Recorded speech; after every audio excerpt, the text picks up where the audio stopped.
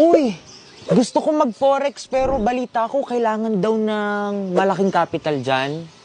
Kalokohan yan! Kapag nagsisimula ka sa forex, you have to start small.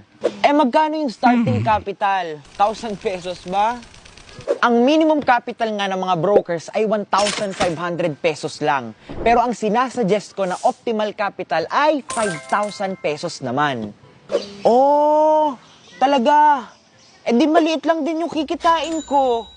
Ang forex ay start small at think big. Habang nagsisimula ka pa lang, dapat maliit lang ang capital mo. At habang gumagaling ka na, doon ka pa lang nagdadagdag at nagpapalaki ng capital.